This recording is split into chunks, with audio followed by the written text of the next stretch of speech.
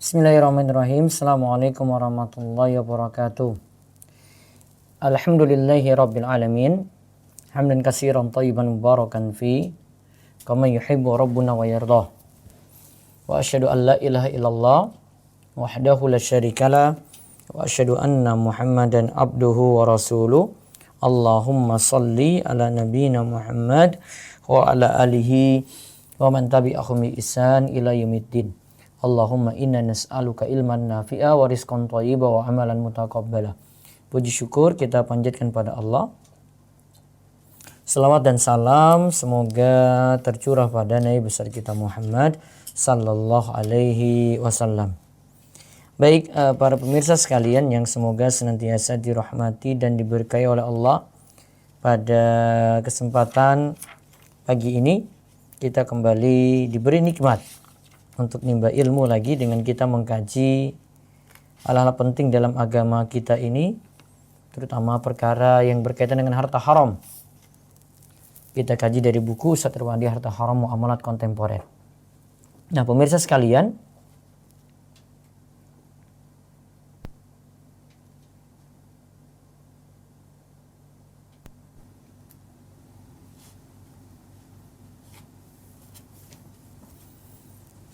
pemirsa sekalian yang semoga senantiasa dirahmati oleh Allah. Kita akan bahas kali ini nanti dibuka di halaman 507 karena yang tentang saham istimewa sudah kita bahas di pertemuan sebelumnya.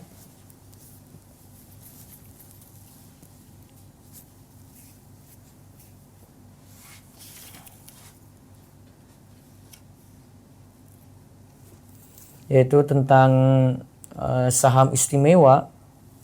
Itu sudah kita bahas, nanti bisa lihat di pembahasan di video channel Rumeso TV tentang saham. Intinya sini ada fatwa dari Majma' Al-Fiqh Al-Islami, tidak boleh menerbitkan saham istimewa. Pemegangnya mendapatkan hak jaminan dari emiten bahwa modalnya tidak akan berkurang, serta mendapat dividen dalam jumlah tetap. Juga dari AAOIFI itu katakan lembaga keuangan syariah tidak boleh menerbitkan saham istimewa yang memiliki kekhususan dalam bentuk pemberian prioritas pada saat likuidasi dan pemberian dividen. Nah, sekarang tentang obligasi, lalu tentang surat perbendaharaan negara dan sukuk. Ya, dibaca. Obligasi atau bond. Obligasi yaitu dokumen bermaterai yang menyatakan bahwa penerbitnya akan membayar kembali utang pokoknya pada waktu tertentu dan secara berkala akan membayar kupon atau bunga kepada pemegang obligasi. Biasanya, obligasi diikat dengan suatu jaminan yang dapat dijual untuk melunasi klaim jika emiten gagal membayar kupon dan pokok pada saat jatuh tempo. Nah, ini obligasi pengertiannya yaitu dokumen. Maka sekarang ini kita bahas tentang riba dalam surat berharga ya, dokumen bermaterai yang menyatakan bahwa penerbitnya akan membayar kembali utang. Akan membayar kembali utang pokoknya pada waktu tertentu dan secara berkala.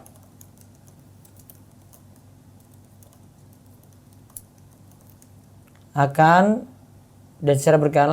membayar kupon atau bunga kepada pemegang obligasi. Ya, biasanya obligasi diikat dengan suatu jaminan yang dapat dijual untuk melunasi klaim jika emiten itu gagal membayar kupon dan pokok pada saat jatuh tempo.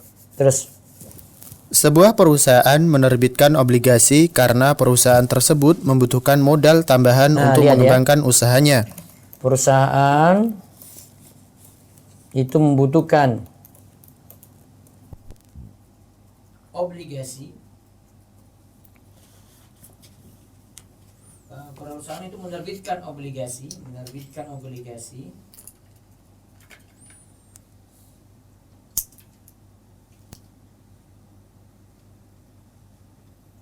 Perusahaan itu menerbitkan obligasi karena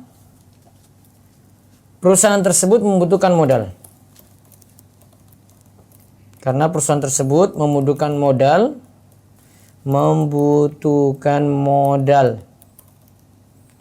Itu modal tambahan untuk mengembangkan usahanya. Tapi perusahaan tidak ingin membuat saham baru serta menjualnya di bursa saham.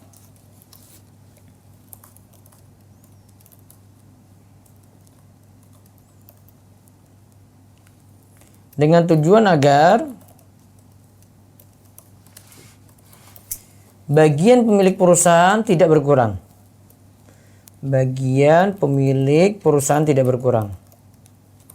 Ya, dibaca ulang. Tetapi perusahaan tidak ingin membuat saham baru serta menjualnya di bursa saham dengan tujuan agar bagian pemilik perusahaan tidak berkurang. Oleh karena itu, perusahaan mencari kredit dengan cara menerbitkan obligasi dengan nilai yang sama. Nah, jadi dia terbitkan obligasi dengan nilai yang sama. Jadi dia tidak mau menjual saham, ya, agar bagian pemilik perusahaan tidak berkurang di situ. Ya, terus obligasi diterbitkan emiten sebagaimana saham, tetapi terdapat perbedaan yang mendasar antara saham dan obligasi. Di antaranya obligasi, perbedaannya ya. Obligasi itu merupakan utang pihak perusahaan dan pemilik obligasi sebagai kreditur.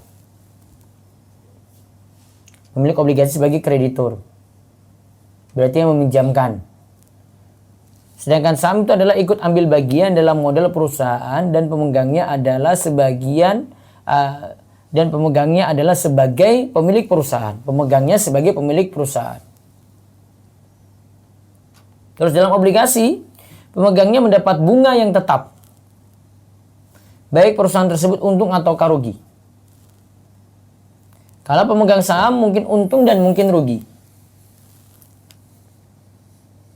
Saat terjadi likuidasi perusahaan, pemegang obligasi mendapat prioritas untuk menarik nilai obligasi. Jadi dapat skala prioritas di sini. Sedangkan pemegang saham tidak dapat menarik nilai sahamnya kecuali setelah pelunasan nilai obligasi dan pelunasan utang. Jadi obligasi lebih dahulukan daripada saham nanti. Terus pemegang obligasi tidak berhak hadir dalam rapat umum perusahaan, tidak mempunyai hak suara dan hak mengelola perusahaan. Sedangkan pemegang saham berhak hadir dalam rapat umum, ya, memiliki hak suara dan hak mengelola perusahaan. Terus pemegang obligasi berhak menarik nilai obligasinya saat waktu yang ditentukan berakhir. Adapun pemegang saham tidak bisa menarik nilai sahamnya selagi perusahaan berjalan, tapi dia bisa menjualnya. Itu. Terus dari gambaran perbedaan di atas? Dari gambaran perbedaan di atas, jelas bahwa obligasi bukanlah saham, maka hukumnya berbeda dengan saham. Obligasi hakikatnya adalah utang yang diberikan oleh pemegang dokumen kepada perusahaan penerbit dengan syarat emiten memberikan kupon atau bunga dalam jumlah tetap atau tidak tetap berdasarkan laba perusahaan atau nol akan tetapi dijual di bawah nilai nominal. Nah, obligasi itu hakikatnya adalah utang yang diberikan oleh pemegang dokumen kepada perusahaan penerbit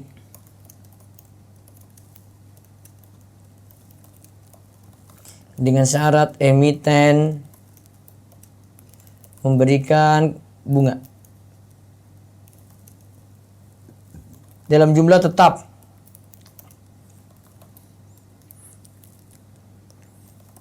atau tidak tetap berdasarkan laba perusahaan. Ya, terus. Bila telah diketahui bahwa obligasi adalah pinjaman yang mendapatkan bunga, dan pinjaman yang berbunga disepakati oleh para ulama adalah riba yang diharamkan. Sesuai dengan kaidah Kullu fikih qardin jar dinyatakan manfaatan fahuwa riba. setiap pinjaman yang memberikan keuntungan bagi pemberi pinjaman adalah riba. Oleh karena itu, obligasi diharamkan Majma' al-Fiqih Nah, al-Islami. lihat ya. Obligasi itu pinjaman yang mendapatkan bunga. Jadi sama dengan pembahasan kita ya, pinjaman yang mendapatkan bunga. Dan pinjaman yang berbunga haram. Sepakat ulama, pinjaman berbunga itu haram berdasarkan kata sepakat ulama. Terus baca fatwa Majma'. Oleh karena itu, obligasi diharamkan Majma' al-Fiqih al-Islami Divisi Fikih OKI melalui keputusan nomor 60/11/6 1990 yang berbunyi, sesungguhnya obligasi merupakan kesediaan untuk membayar nilainya ditambah kupon atau bunga atau jasa. Hukumnya haram, baik menerbitkan, menjual maupun mengedarkannya karena merupakan kredit berbunga. Jadi istilahnya itu kredit berbunga. Jadi sama dengan kredit berbunga. Kredit berbunga nggak boleh, sudah kita bahas sebelumnya. Terus. Sekalipun obligasi tersebut diterbitkan oleh pihak pemerintah, hukum haram ini tidak berubah. Juga tidak berubah dengan memberikan nama obligasi dengan sertifikat investasi atau sukuk tabungan atau menamakan bunga yang harus dibayar dengan laba, fee maupun keuntungan. Nah, terus obligasi juga? Obligasi juga diharamkan oleh AAOIFI dalam pasal 21 tentang surat berharga ayat 4 yang berbunyi, hukum menerbitkan obligasi dengan segala bentuknya adalah haram karena obligasi mengandung persyaratan mengembalikan seluruh utang pokok ditambah kupon bunga dalam kondisi apapun juga. Obligasi diharamkan karena hakikatnya adalah akad qard atau pinjaman, dan setiap pinjaman yang dikembalikan bertambah adalah riba. Sedangkan obligasi mendapatkan tambahan pokok utang dalam bentuk kupon, maka hukumnya adalah riba. Nah, ada tambahan dari utang pokok, maka jadi riba. Terus bila seorang muslim terlanjur membeli obligasi, lalu mengetahui hukumnya haram, saat itu juga adalah ia bertaubat kepada Allah karena ia telah melakukan dosa besar yaitu riba. Nah, sekarang terlanjur beli obligasi. Ya, maka kewajiban yang pertama apa? Taubat. Taubat dari riba. 2. Baca lagi. Kemudian kupon atau bunga yang telah diterimanya hendaklah disalurkan untuk kepentingan sosial. Adapun dokumen obligasi hendaklah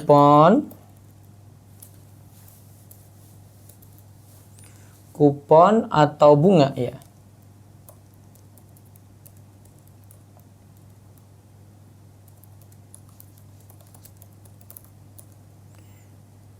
Disalurkan untuk kepentingan sosial.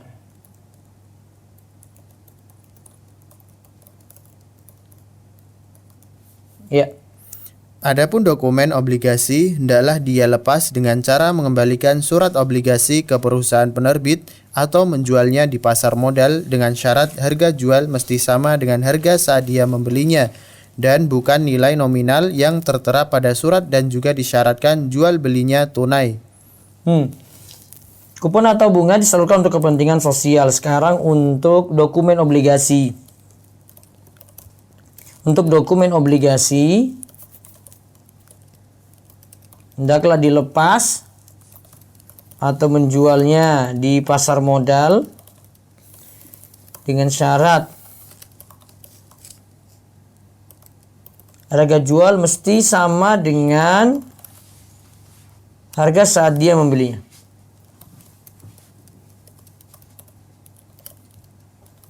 Dan bukan nilai nominal yang tertera pada surat.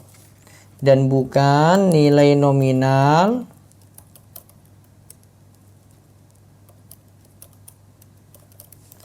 yang tertera pada surat. Ya, terus. Berdasarkan firman Allah dalam surat Al-Baqarah ayat 279, Wa in tubtum falakum ru'usu amwalikum la tazlimuna wa la tuzlamun. dan jika kamu bertobat dari pengambilan riba, maka bagimu pokok hartamu, kamu tidak menganiaya dan tidak pula dianiaya. Ini berarti pokok modal obligasi adalah nilai saat surat obligasi dibeli dan bukan yang tertera pada surat.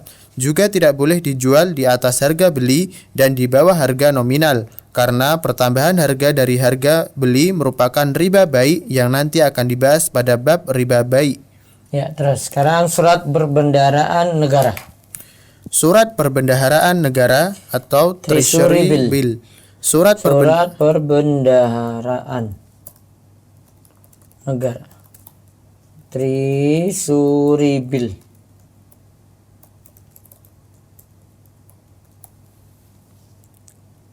Ya. Baca.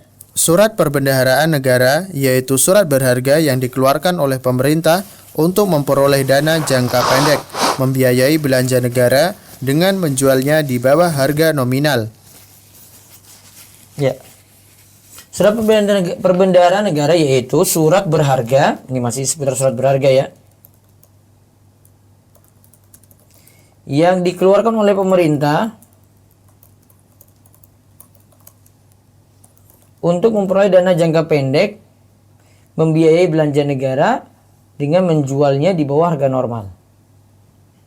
Memperoleh dana surat yang dikeluarkan oleh pemerintah untuk memperoleh dana jangka pendek atau membiayai lembaga negara.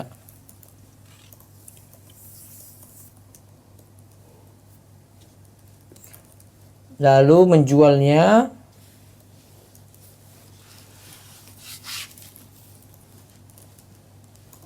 di bawah harga nominal. Ya, terus. Surat ini dilelang oleh bank sentral dan biasanya dibeli oleh lembaga-lembaga keuangan besar seperti bank, asuransi, dan institusi keuangan lainnya. Ya. Penerbit surat ini tidak memberikan kupon atau bunga berkala kepada pemegangnya, akan tetapi dijual di bawah harga nominal yang tertera pada surat. Maka laba pemegangnya adalah selisih nilai beli dengan harga yang nanti akan dibayar oleh penerbit atau pemerintah. Surat ini juga dapat dijual atau dipindah tangankan di pasar sekunder atau secondary market dengan harga di atas harga yang dibelinya namun di bawah harga nominal yang tertera pada surat berharga. Nah, lihat ya, penerbit surat ini nanti dilelang, surat ini dilelang oleh bank sentral. Nanti dibeli oleh lembaga-lembaga keuangan besar. Ada bank, asuransi, dan institusi keuangan lainnya. Terus penerbit surat ini tidak memberikan kupon atau bunga berkala kepada pemegangnya, akan tapi dijual di bawah harga nominal. Jadi dijual di bawah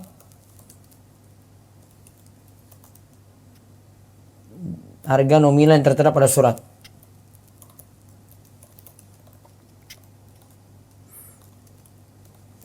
Ya, terus.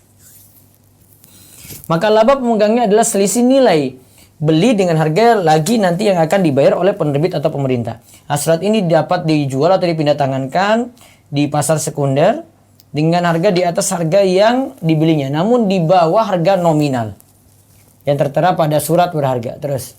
Dalam pandangan fikih, surat berharga ini adalah qard atau pinjaman di mana pembeli bertindak sebagai pemberi pinjaman kepada negara dan negara sebagai pihak yang berhutang yang nanti akan dilunasi pada tanggal yang tertera pada surat Negara berharga. berarti berutang.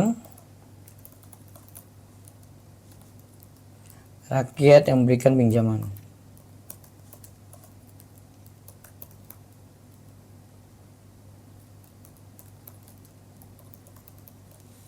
Ya.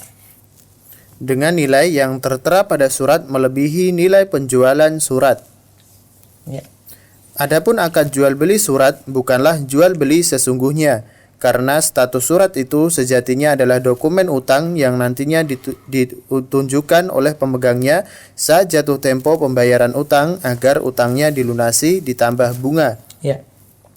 Dengan demikian, hakikat pembelian surat adalah pemberian pinjaman dengan kesediaan pihak penerima pinjaman mengembalikan pokok utang ditambah bunga.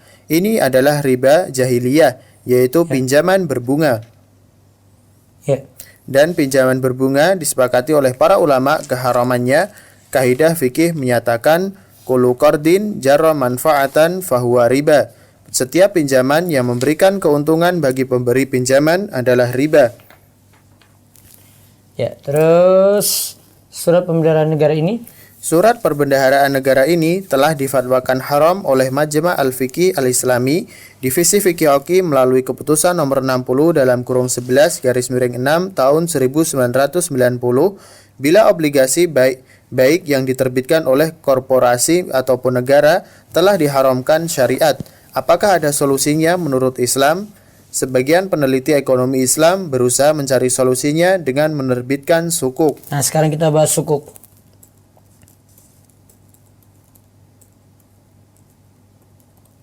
Ya.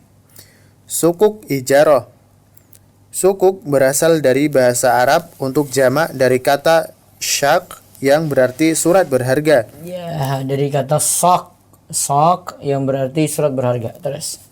Secara terminologi, AAOIFI mendefinisikan sukuk dengan beberapa lembar sertifikat dengan nilai sama yang mewakili bagian kepemilikan tidak tertentu atas barang, manfaat suatu barang, jasa atau kegiatan investasi tertentu. Ya, terus. DSN menamakan surat berharga ini dengan Lihat istilah ya, sebentar.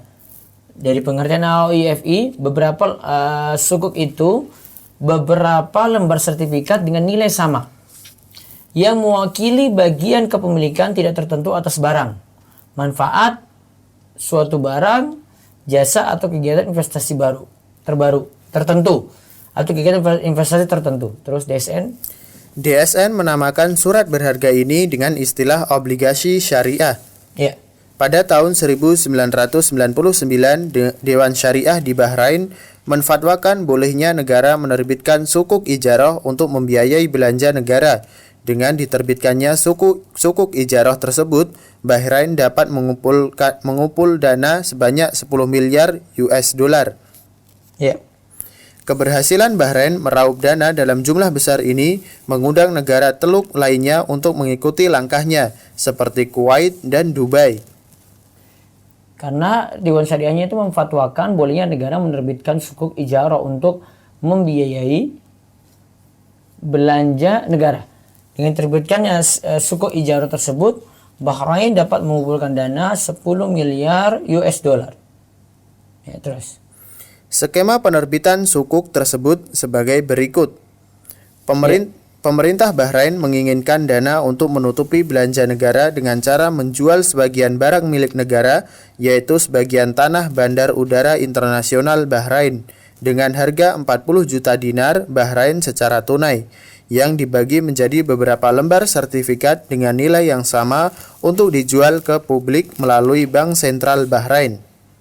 Ya.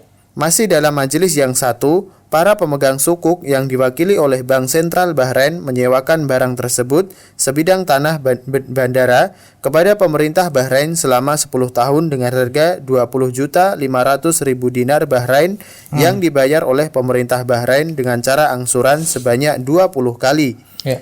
Yaitu setiap 6 bulan sebanyak 1.025.000 dinar Bahrain. Nilai pertambahan ini yang mirip dengan bunga pada obligasi sebesar 5,125% per tahun. 5,125% per tahun. Terus. Masih dalam majelis akad tersebut, pemerintah Bahrain berjanji dengan janji yang mengikat untuk membeli kembali tanah yang telah dijualnya kepada pemegang sukuk setelah berakhirnya masa sewa pemerintah selama 10 tahun dengan harga yang sama dengan harga pada saat dijual, yaitu 40 juta dinar Bahrain. Ya. Hukum sukuk. Sukuk sekarang. Para ulama kontemporer berbeda pendapat tentang hukum sukuk yang diterbitkan oleh pemerintah Bahrain. Pendapat pertama. Sukuk dengan skema yang disebutkan di atas hukumnya mubah atau boleh. Pendapat ini didukung oleh Dr. Abdul Sattar Abu Guddah. Dalil dari Abu Guddah. Coba baca ulang. Pendapat ini didukung oleh Dr. Abdul Sattar Abu Guddah. Iya. Dalil dari pendapat ini bahwa skema sukuk adalah gabungan dari beberapa bentuk akad, jual beli, ijarah atau sewa, dan wa'ad atau janji. Karena setiap akad ini hukumnya adalah mubah, maka gabungan dari akad tersebut hukumnya adalah mubah. dan juga hukum asal setiap transaksi muamalat adalah mubah. Ya, benar. Wa'ad janji. Ada jual beli, ada ijaroh, ada wa'ad janji. Ya, terus. Tanggapan. Dalil ini tidak kuat karena tidak semua gabungan dari akad yang satuannya mubah, hukum gabungannya juga mubah. Contoh, menikahi seorang wanita mubah, akan tetapi bila seorang laki-laki menggabung untuk menikahi seorang wanita dengan saudari wanitanya, maka gabungan dua akad nikah ini menjadi tidak boleh. Begitu juga dengan muamalat maliyah, seperti akad inah yang merupakan gabungan dua akad jual beli yang satuannya adalah mubah. Namun ketika dua akad tersebut digabung dan menjadi sarana untuk terjadinya riba, maka mayoritas para ulama mengharamkannya. Begitu juga menggabungkan akad pinjaman dan akad jual beli telah diharamkan oleh Nabi Shallallahu Alaihi Wasallam, padahal satuan dari masing-masing akad ini dibolehkan. Ya, terus pendapat kedua. Pendapat kedua, sukuk dengan skema yang dijelaskan di atas hukumnya haram dan salah satu bentuk pengelabuan riba. Pendapat ini didukung oleh mayoritas para ulama kontemporer, diantaranya Profesor Dr. As-Siddiq Ad-Dorir, Profesor Dr. Nazih Hamad, Syekh Abdullah bin Mani, Syekh Muhammad Taqi Al-Utsmani, dan para ulama lainnya. Ya. Dalil-dalil dari pendapat yang mengharamkan adalah sebagai berikut.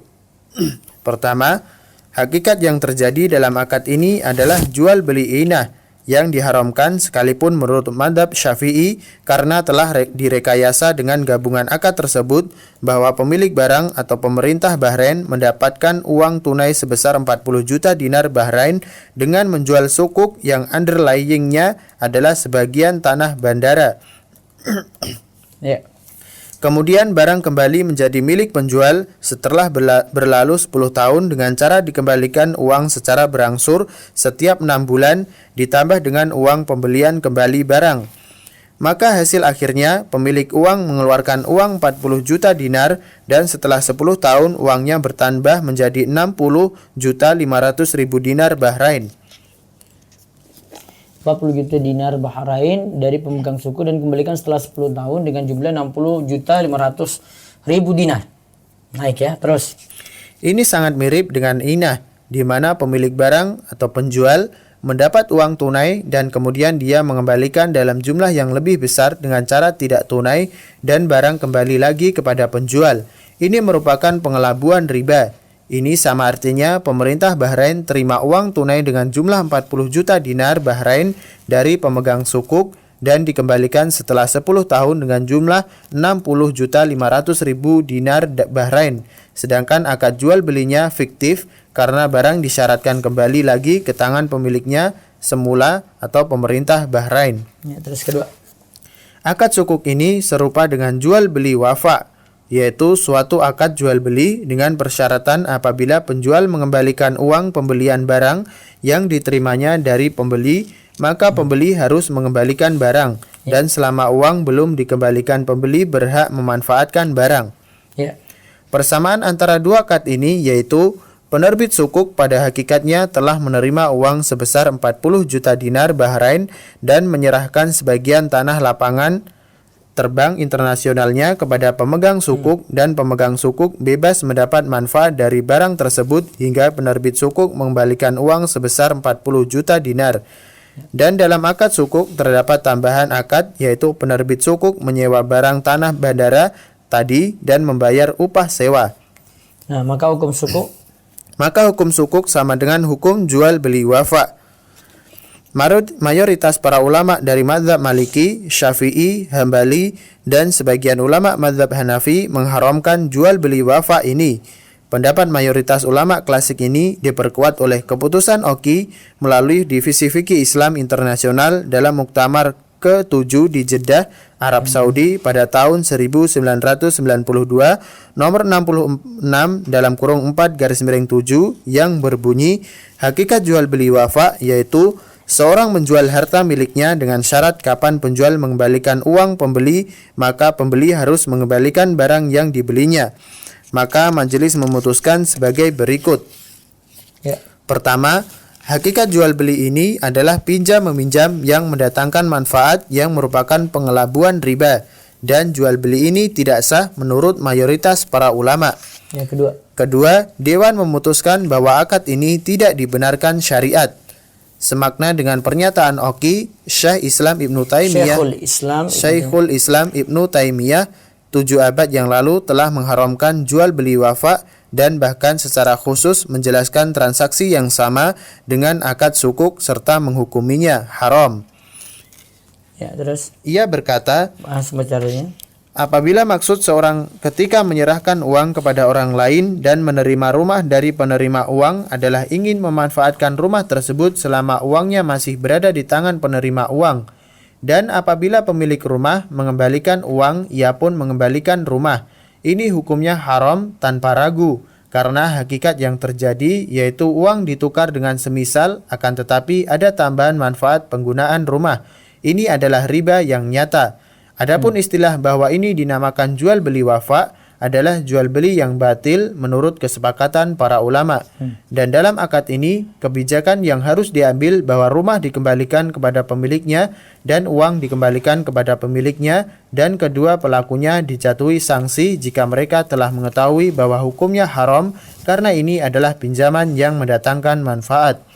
Adapun bentuk lainnya, yaitu keduanya membuat kesepakatan bahwa dia membeli rumah dengan uang tunai, lalu pembeli rumah menyewakan rumah itu kepada penjual selama waktu tertentu, dan apabila penjual bisa mengembalikan uang pembeli, maka pembeli wajib mengembalikan rumah. Maka yang dimaksud dalam akad ini bahwa pemberi uang menerima upah sewa selama uangnya berada di tangan pemilik rumah, dan ini hakikatnya adalah mengambil manfaat dari pinjaman dengan bentuk imbalan jasa rumah, semuanya diharamkan. Ya, terus 3. Akad yang dibuat dalam skema sukuk adalah fiktif dan dijadikan sebagai sarana untuk pengelabuhan riba. Pernyataan bahwa akad ini fiktif tergambar dalam hal-hal berikut ini.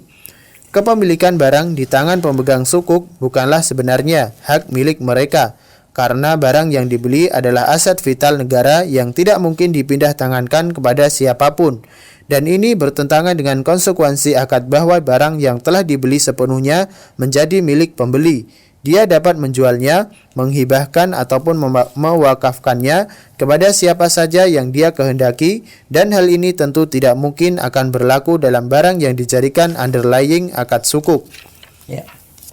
Oleh karena itu, dalam seminar Sukuk Islami, pemaparan dan kritikan yang diselenggarakan di Jeddah pada tahun 1431 Hijriah direkomendasikan sebagai berikut. Menekankan kembali bahwa kepemilikan aset underlying sukuk di tangan pemegang sukuk haruslah kepemilikan yang hakiki dan dapat dikuasai penuh, dan kepemilikan tersebut terus berlangsung hingga berakhirnya akad sukuk. 2. Pembelian kembali aset sukuk oleh pemerintah dari para pemegang sukuk sebesar nilai nominal sukuk pada masa akhir periode sewa untuk membayar nilai nominal sukuk. Jelas menunjukkan bahwa akad yang dibuat dengan jual beli dan sewa adalah fiktif, karena barang kembali lagi kepada pemiliknya, sedangkan uang pembeli kembali penuh walau apapun yang terjadi dengan aset sukuk. Ini sama saja dengan pinjaman yang dikembalikan sebesar nominal pinjaman, dan pemberi pinjaman mendapat keuntungan dalam bentuk uang sewa aset oleh negara. Oleh karena itu, untuk menghindari kasus jual beli fiktif ini, Majma' Fikih Islami Divisi Fikih Oki memutuskan dalam muktamarnya Itu salah ketik itu. Terus. di UEFA pada tahun 2009 tentang sukuk Emirat Arab pada tahun 2009 tentang sukuk Islamiyah, keputusan nomor 784/2019 yang berbunyi, pada akhir periode sewa aset tidak boleh aset sukuk dibeli kembali oleh pemerintah dengan nilai nominal, akan tetapi harus dibeli dengan nilai pasar atau dengan kesepakatan yang dibuat oleh kedua belah pihak pada saat itu. Nah, baik. Jadi kalau ringkasnya, ini sukuk ini pembahasannya panjang lebar. Secara bahasa itu artinya dalam bahasa Arab disebut sok. Ini pengertiannya berapa lembar sertifikat dengan nilai yang sama yang mewakili bagian kepemilikan tidak tertentu atas barang, manfaat suatu barang, jasa atau kegiatan investasi tertentu. Nah, ini dinamakan juga dengan obligasi syariah. Nah, terus hukumnya di sini ada yang sebagian katakan itu pendapat pertama katakan itu boleh karena dalamnya ada akad ijarah, ada akad janji wa'ad, ada akad jual beli. Namun dalil ini tidak kuat kata Ustaz Irwandi. Terus ada suku dengan skema yang dijelaskan di atas hukumnya haram dan salah satu bentuk pengelabuan riba. Situ ada jual beli ina, ada jual beli wafa, yaitu suatu akad jual beli dengan persyaratan apabila penjual mengembalikan uang pembelian barang yang diterimanya dari pembeli, maka pembeli harus mengembalikan barang dan selama uang belum dikembalikan, pembeli berhak memanfaatkan barang. Terus akad yang dibuat juga skema sukuk adalah fiktif dan dijadikan sebagai sarana untuk pengelabuan riba. Pernyataan bahwa ini fiktif tergambar dalam hal berikut ini, diantaranya kepemilikan barang di tangan pemegang sukuk bukanlah sebenarnya hak milik mereka, karena barang yang dibeli adalah aset vital negara yang tidak mungkin dipindah tangankan kepada siapapun. Dan ini bertentangan dengan konsekuensi akad bahwa barang yang telah dibeli sepenuhnya menjadi milik pembeli. Jadi kalau kita mau beli barang itu harus jadi milik si pembeli. Nah, dia dapat menjualnya, menghibahkan ataupun mewakafkannya kepada siapa saja yang dia kehendaki, dan ini tentu tidak mungkin akan berlaku pada barang yang dijadikan underlying akad sukuk. Nah, dari dua pendapat yang bertikai tentang hukum suku ijarah yang diterbitkan oleh Bahrain, ya, maka sangat jelas bahwa pendapat yang mengharamkan sangat kuat karena dalilnya itu sangat jelas. Dan ini yang dipilih oleh Dr. Hamid Mirah dalam tesisnya berjudul Sukuk al-Ijarah.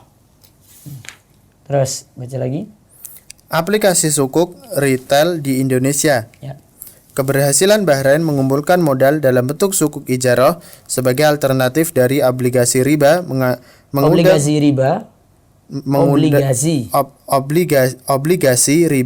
mengundang perhatian berbagai negara muslim yang sedang giat menggulirkan roda ekonomi syariah. Ya. Selain beberapa negara teluk, Indonesia sebagai negara Islam terbesar jumlah penduduknya mencoba menerbitkan sukuk dengan nama Surat Berharga Syariah Negara SBSN. Ya. Setelah dikeluarkannya Undang-Undang Nomor 19 Tahun 2008, SBSN pertama diterbitkan pada 25 Februari 2009. Untuk saat ini telah terbit 5 sukuk negara retail dengan seri SR001, SR002, SR003, SR004, SR005. Untuk mendapat legalitas syar'i, DSN telah mengeluarkan fatwa nomor 69, 70, 71, dan 72 mengenai SBSN. Skema dari akad SBSN adalah sebagai berikut. Pertama, pemerintah menjual aset akan dijadikan objek ijarah kepada perusahaan penerbit SBSN atau pihak lain melalui wakilnya yang ditunjuk, dan pembeli berjanji untuk menjual kembali aset yang dibelinya sesuai dengan kesepakatan. 2. Pemerintah atau perusahaan penerbit SBSN menerbitkan SBSN sebagai bukti atas bagian kepemilikan objek ijarah yang dibeli oleh investor pada tingkat harga tertentu sesuai kesepakatan. 3. Pemerintah menyewa objek ijarah dengan memberikan imbalan atau ujroh kepada pemegang SBSN selama jangka waktu SBSN. 4. Pemerintah sebagai penyewa wajib memelihara dan menjaga objek ijarah sampai dengan berakhirnya masa sewa. 5. Pemerintah dapat membeli sebagian atau seluruh aset SBSN sebelum jatuh tempo SBSN dan atau sebelum berakhirnya masa sewa aset SBSN dengan membayar sesuai dengan kesepakatan. Ya, terus dalam prakteknya, fatwa DSN tentang skema sukuk retail tidak jauh berbeda dengan skema yang diterapkan oleh Bahrain dalam penerbitan sukuknya.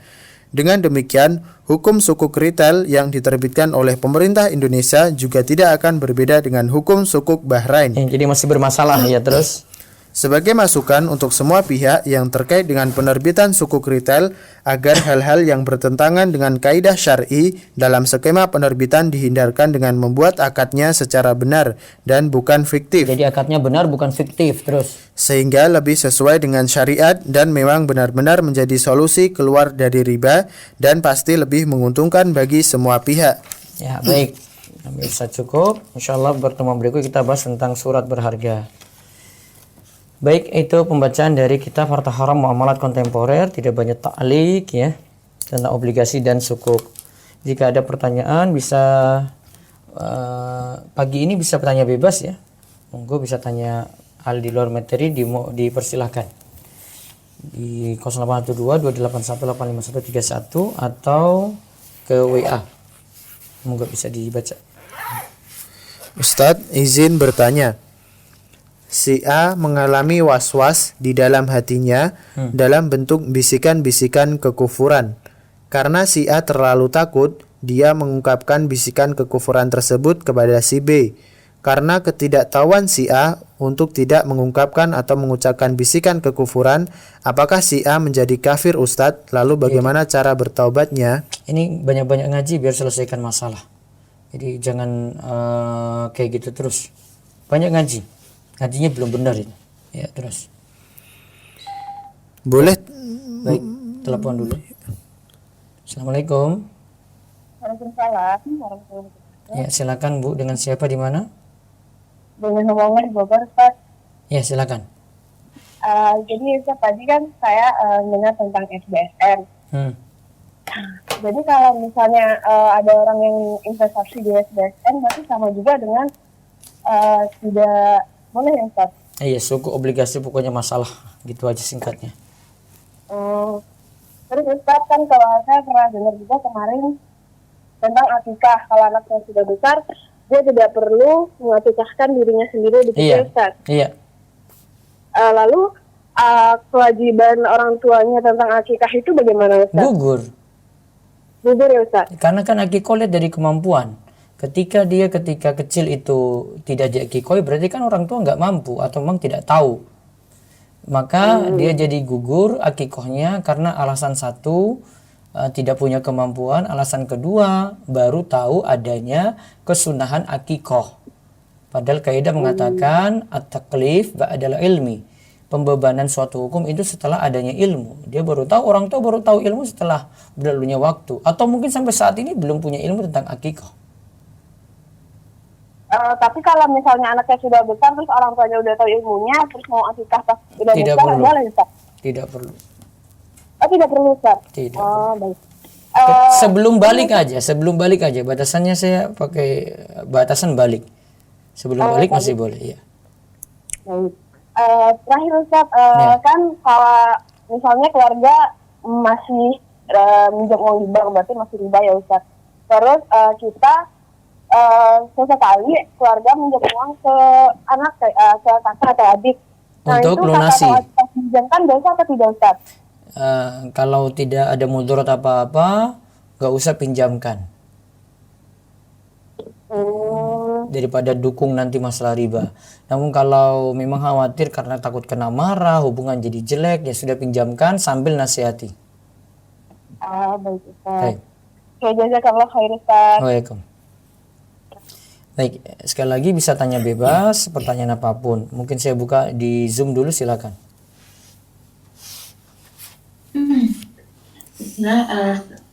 Saya bacakan terlebih dahulu Ya. ya Ustaz, Ya. karena yang raiskan belum ada.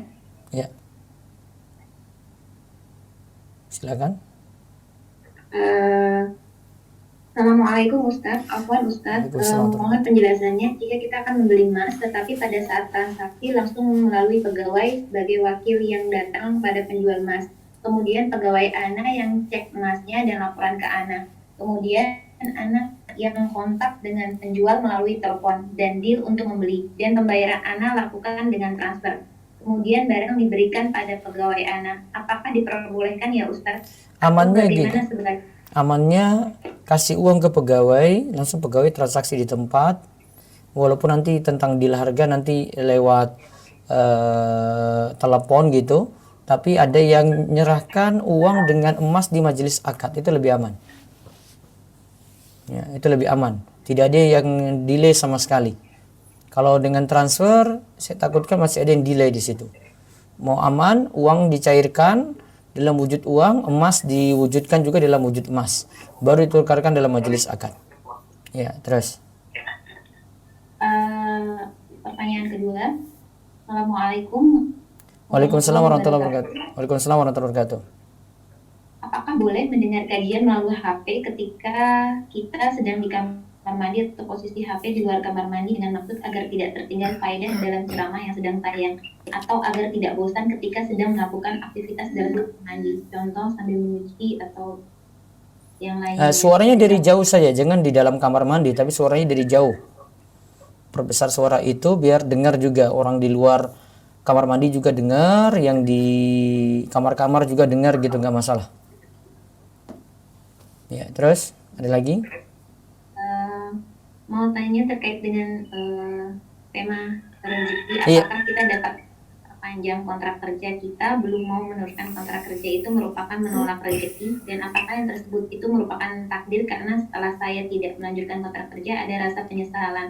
Jazakallah Itu khairan. takdir tidak tanda tangani bukan berarti menolak rezeki, karena ketika dia bekerja nanti rezekinya ada, tidak bekerja juga rezekinya ada gitu. Dia mau melanjutkan karena punya pertimbangan lanjut, nah itu rezekinya. Tidak menandatangani juga rezekinya lewat jalan lain gitu.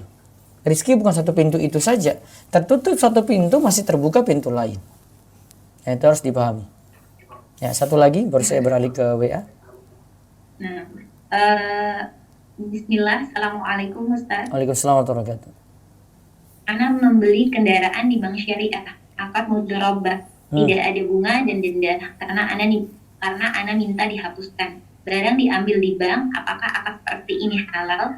Satu lagi, kalau Ana Murabaha sewa rumah mungkin. dengan- Murabaha Iya. kayaknya, bukan mudharabah itu. Dia salah tulis mungkin. Terus tidak ada bunga dan denda karena Ana minta dihapuskan. Barang diambil di bank, apakah akad seperti ini halal?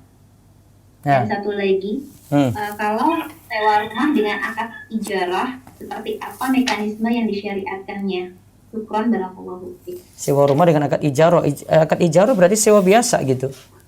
Yang jelas yang punya pegang sewa ini, kita menyewa pada orang yang punya barang.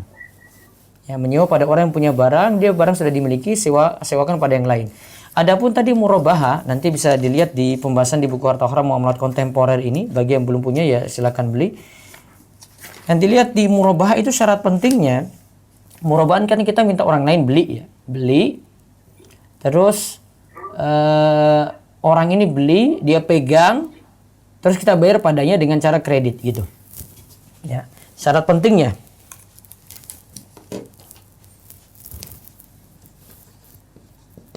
Yang tadi jual mau beli rumah, beli motor. Jadi si A itu datang kepada bank. Bilang, "Bang, saya mau beli motor dengan spesifikasi ini motor saya." Ah, bank beli dulu. Ya, kepada dealer. Bank beli. Terus berpindah dulu pada bank. Berpindah, ingat ya, sudah berpindah. Sudah ada serah terima, diserah terimakan. Bank ini memiliki barang.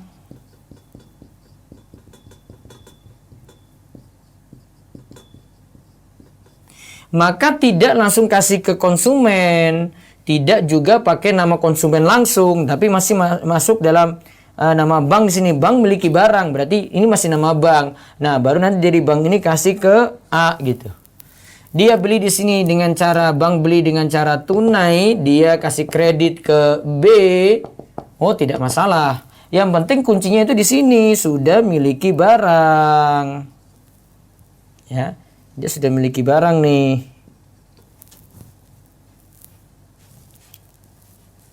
Itu saja kuncinya.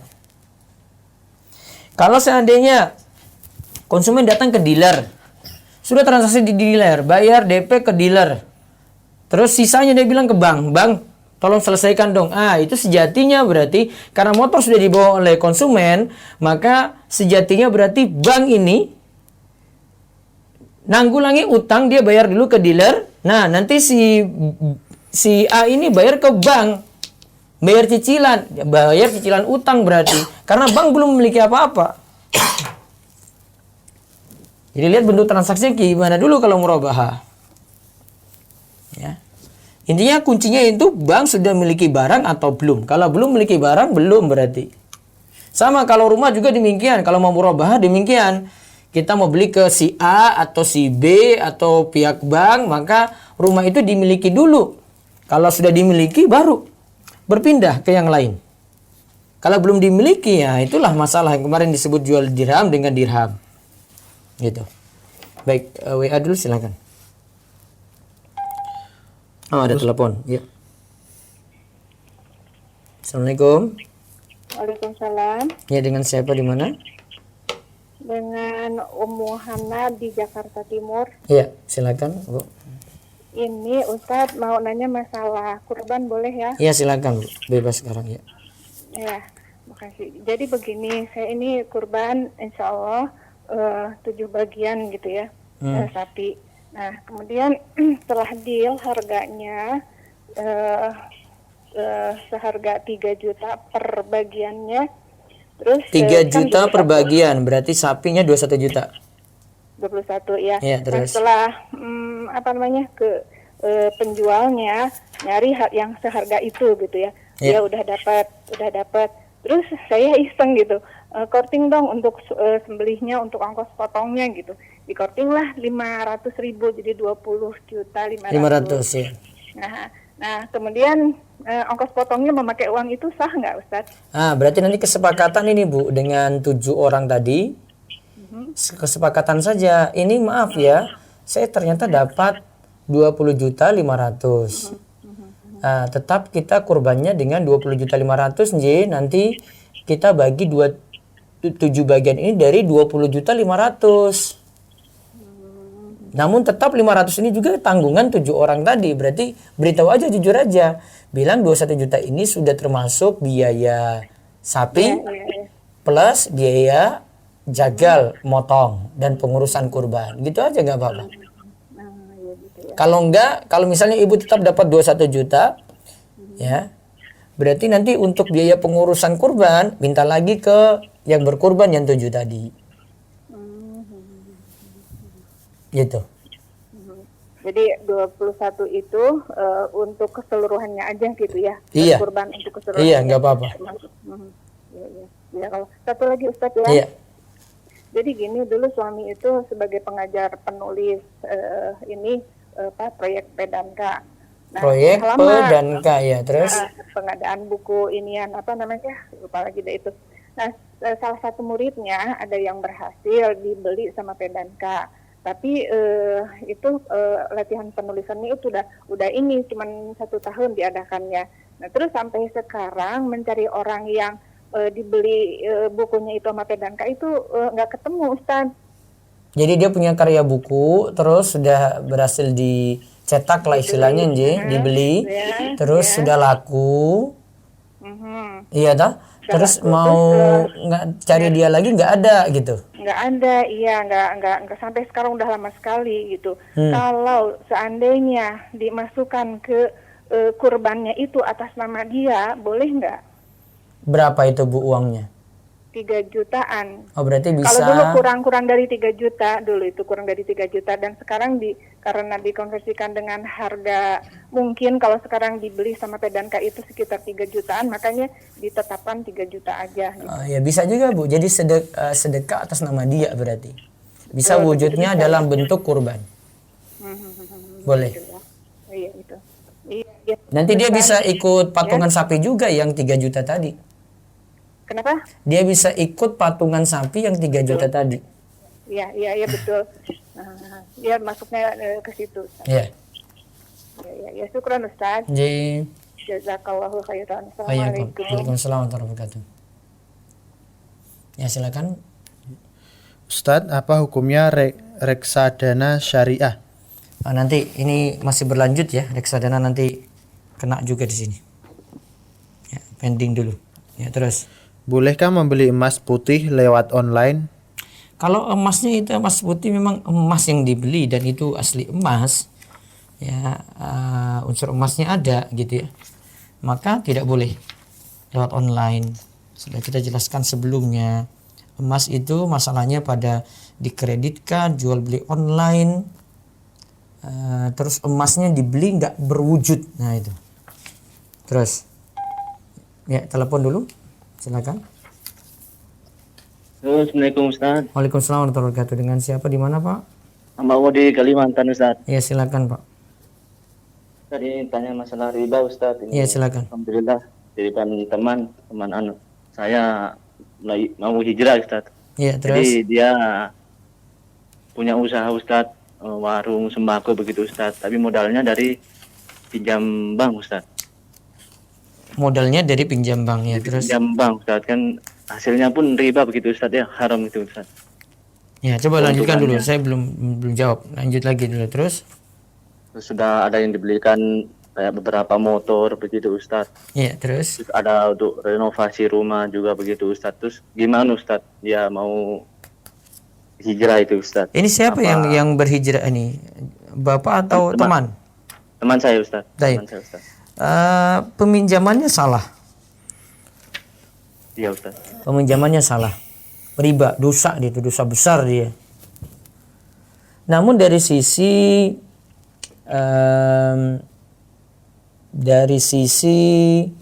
dia itu usahanya berkembang dari modal itu, ini lain lagi. Karena kalau dia rugi, dia yang menanggung. Iya. Oh iya Ustaz. Ya, dan kaidah katakan al-kharaj bidhamman, yaitu yang nanggung rugi, ya, dialah yang berhak dapat untung. Yang berhak dapat untung itu yang berani nanggung rugi gitu. Pihak bank ketika dia pinjam kan pihak bank nggak lepas tangan gitu. Pihak bank itu lepas tangan. Kamu mau bangkrut saja terserah kamu, yang penting uang balik. Berarti ketika dia pinjam uang jadi miliknya walaupun dia lakukan dengan cara salah. Maka selanjutnya modal yang berkembang ini ya hasilnya juga itu milik dia. Iya Ustaz. Nah, maka modalnya dimanfaatkan boleh. Maaf, hasilnya itu dimanfaatkan boleh, hasilnya ya modalnya sudah salah tadi ya. Hasilnya dimanfaatkan boleh kalau ada sesuatu dibeli dari usaha itu misalnya jadi mobil, motor. Ya. Maka itu jadi barang baru. Jadi, Halal Ustaz ya? Ya, halal untuk dia. Tapi yang dulu harus tobat benar-benar, nggak boleh ulangi lagi. Oh Iya. begitu Ustaz. Iya, Satu lagi Ustaz. iya, Ini kan saya kan kerjaan saya kan banyak di hutan begitu Ustaz ya. Seumpama ini Ustaz, misalnya saya mau buang air begitu Ustaz. Apa saya bilang permisi gini gitu, itu syirik gitu Ustaz. Apa mengucapkan salam bismillah begitu aja Ustaz. Jadi ketika apa? Kan kerjaan saya kan banyak, Ustaz saya lakukan di hutan lah Ustaz begitu. Ini misalnya mau buang air begitu Ustaz. Apa kalau misalnya saya permisi begitu itu syirik ya Ustaz? Apa cukup salam? Ngapain permisi? Permisi untuk apa? Ada hantu kan? Kamu perasaan kayak gitu kan? Nggak boleh. Itu kelakuan orang musyrik dulu itu. Ketika mereka mampir di suatu tempat, kayak gitu kelakuannya, minta-minta pamit dulu, nggak boleh. Yang ada kamu baca doa. Baca doa diantaranya kalau mampir di tempat yang belum pernah singgah di situ, a'udzu bikalimatillahi tammati min syarri ma khalaq. Seperti bacaan zikir petang. A'udzu bikalimatillahi tammati min syarri ma khalaq. Itu bacaan ini dipraktekkan juga ketika mampir suatu tempat yang belum pernah kita kunjungi. Itu. Jadi jangan pamit-pamit, ini sudah ada tuntunan nih. Musyrik Ustaz ya kalau pamit-pamit. Iya, musyrik gitu. Walaupun punya jenggot juga musyrik juga. Enggak pandang jenggotnya pokoknya. Syirik. Paham ya? Paham Ustaz. Syukran Ustaz. Jazakallah. Waalaikumsalam. Baik, WA dulu silakan. Jika kita melakukan rekonsiliasi transaksi perusahaan dengan bank konvensional, apakah termasuk mencatat transaksi riba atau mendukung adanya transaksi riba? Iya, sama saja. Iya. Terus, ada lagi? Ustadz, cucu lahir Jumat malam.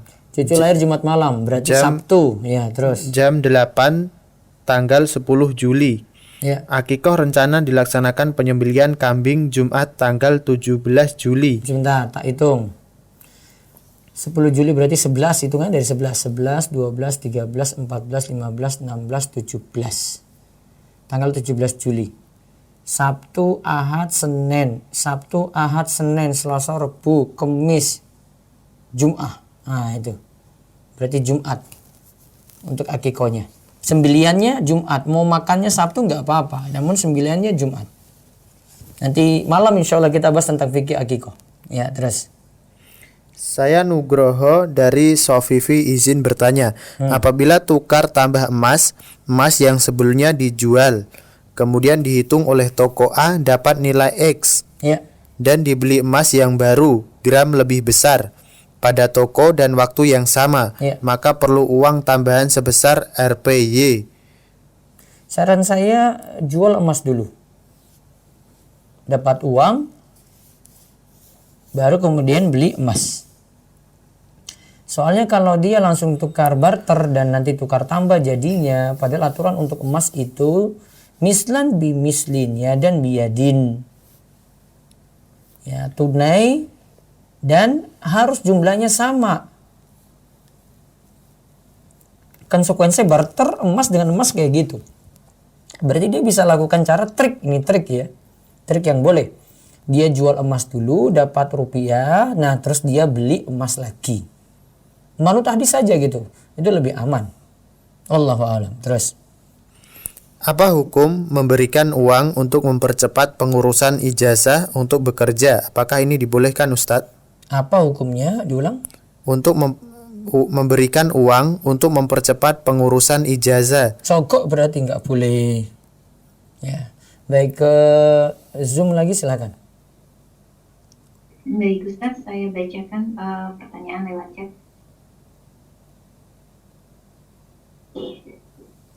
Bismillah, Assalamualaikum. Waalaikumsalam warahmatullahi wabarakatuh. Ana mau bertanya, Ana bernikob, tapi masih banyak laki-laki yang melirik. Apa Ana berdosa, Ustaz? Dan pertanyaan kedua, bagaimana harusnya doa saat meminta jodoh? Karena Ana disuruh orang tua Ana untuk kerja, tapi Ana dari jurusan teknik mesin otomatis kerja yang disuruh akan pasti sesuai spek. Bagaimana sikap Ana, Ustaz? Insya Allah nanti hari Jumat malam Sabtu ikuti saja amalan untuk cepat dapat jodoh. Sama tadi tentang masalah cadar, ya mungkin bisa jadi cadarnya terlalu bersolek. Apa itu istilahnya, bulu matanya itu diapain gitu. Terus ya tambah-tambah make upan apa begitu. Orang lirik nanti. Kalau dia biasa-biasa aja ya standar-standar saja biasa juga gitu. Insya Allah aman-aman saja. Jadi saran saya kurangi dandannya biar tidak dilirik terus. Yang kedua tentang amalan cepat dapat jodoh nanti insya Allah dibahas malam Sabtu. Kebetulan pas dengan yang ditanyakan yaitu doa ini tentang amalan agar cepat dapat jodoh. Ya malam Sabtu nanti tanya jawabnya, kalau kurang bisa manfaatkan malam minggunya. Ya di Zoom juga nanti akan diadakan. Ya terus. Baik, pertanyaan kedua. Assalamualaikum Ustaz. Waalaikumsalam warahmatullahi wabarakatuh. Kalau anak pinjam uang orang dengan jaminan motor atau mobil, apakah kendaraan tersebut boleh digunakan dengan persetujuan orang peminjam? Tidak boleh. Ingat kaidah untuk riba. Satu, pemanfaatan dari kreditur yang meminjamkan uang berupa sesuatu, dia mendapat manfaat gratis cuma-cuma, riba. Yang kedua, riba tetap dikatakan riba walaupun kedua belah pihak sudah saling ridho. Yang punya barang, yang punya motor tadi dia bilang saya sudah setuju-setuju saja, tetap riba, tidak bisa melegalkan tadi yang haram. Ya, jadi ridhonya dia, persetujuan dia tidak bisa melegalkan yang haram. Gitu. Ada lagi? Baik, pertanyaan ketiga. Assalamualaikum Ustaz. Waalaikumsalam warahmatullahi wabarakatuh. Perusahaan suami menyediakan kepemilikan motor secara kredit karyawan, hanya pokok hutang saja dipotong langsung dari gaji setiap bulan. Sementara bunga dibayar perusahaan. Apakah halal? Karyawan hanya bayar pokok hutangnya saja. Berarti yang kena dosa itu perusahaan, ya ikuti riba di situ. Kalau karyawan ya dia tidak terlalu, dosanya tidak terlalu besar dibandingkan, namun ya dapat dikatakan mendukung. Tapi kalau motor sudah dimiliki, ya sudah, itu jadi milik karyawan. Mungkin ini fasilitas dari perusahaan untuk meringankan beban karyawan saja untuk masalah kendaraan. Baik, saya pindah dulu ke WA. Silakan. Saya berdagang online. Ya. Sering kali pembeli atau kenalan baik pesan barang dengan bayar secara tempo. Bayar secara tempo. Bayar secara tempo, oke. Ya. Dan saya jual tanpa menaikkan harga barang. Dijual tanpa menaikkan harga barang. Ini penjual yang baik sekali nih. Terus Biasanya pembeli akan membayar DP. dikasih DP dulu, ya. Saya meminta DP dibayar setelah barang datang. Iya, betul. Terus Tetapi pembeli seringkali membayar DP sebelum barang datang. anggap saja ini tidak mengikat, jadi nanti bisa dikembalikan gitu. Terus Bolehkah tidak bertransaksi seperti boleh, itu, nanti Ustaz? DP-nya yang sebelum barang datang dianggap saja ini bukan mengikat. Jadi bilang, ini saya asalnya nggak terima dulu ya, saya pegang, nanti kalau barang belum datang, saya suatu waktu bisa kembalikan, kayak gitu. Karena barang lebih aman kalau dimiliki, baru kemudian nanti transaksi, itu lebih aman. Ya, satu lagi. Nah, telepon. Assalamualaikum. Halo, Assalamualaikum. Waalaikumsalam warahmatullahi wabarakatuh. Dengan siapa, di mana? Dengan Purnama Sidik di Jambi, Ustaz. Purnama Sidik di Jambi, monggo. Mau nanya tentang marketplace, Ustaz. Iya, monggo. Yang Shopee itu, Ustaz. Sekarang kan ada gratis ongkir, Ustaz. Iya. Cuman aturan dari Shopee yang baru itu, kalau kita pengen dapat gratis ongkir, kita harus bayar 10.000, Ustaz. Baru nanti dikasih gratis ongkir. Ada 4 gratisnya. Yang satunya tanpa ShopeePay, yang 3-nya pakai ShopeePay.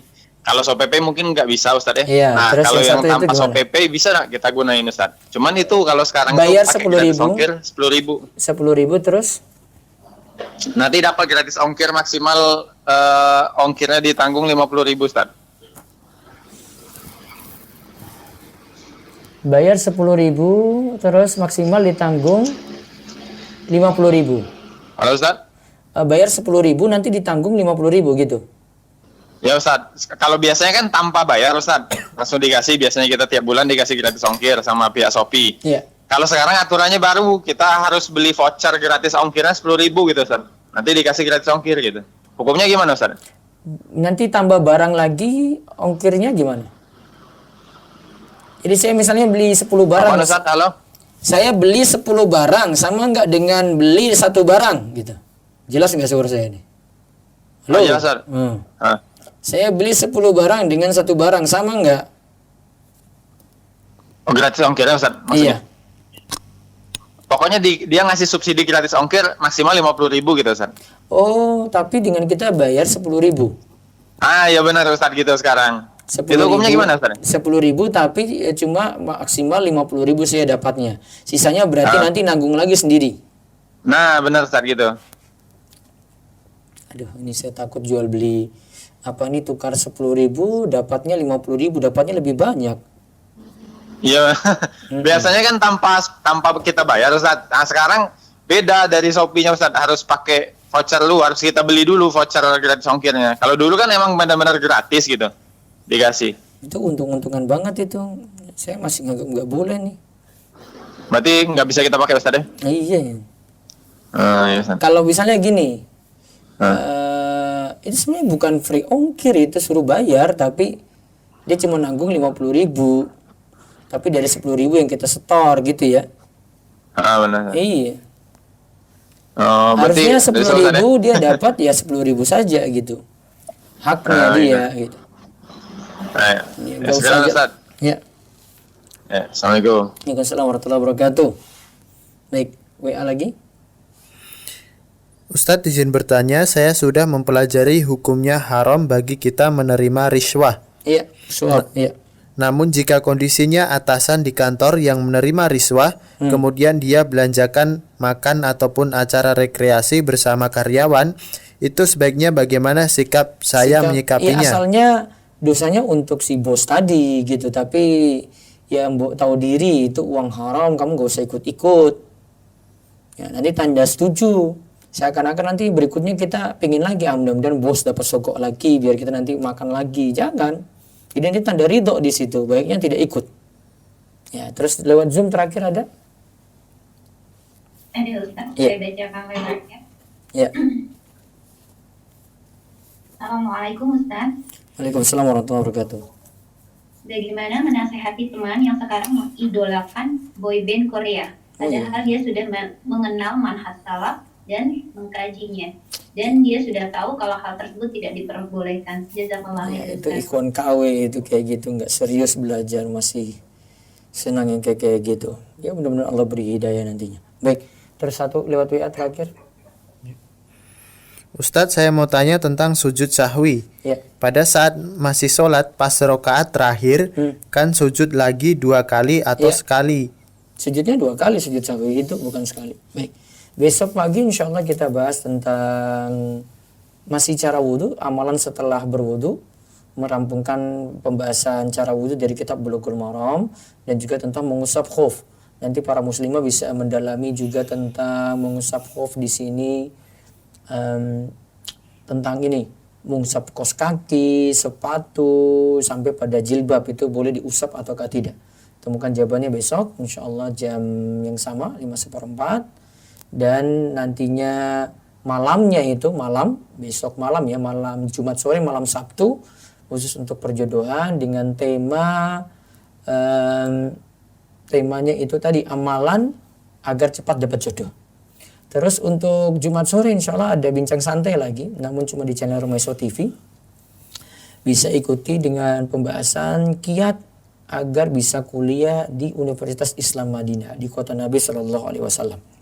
Nanti dengan Ketua PPMI Madinah, lalu dengan alumninya, insya Allah kita banyak gali nanti di situ bagi rekan-rekan dan yang semangat untuk belajar agama, begitu juga untuk orang tua yang ingin anaknya kuliah di sana, bisa manfaatkan momen Jumat sore besok jam 4 sore sampai jam 5:30.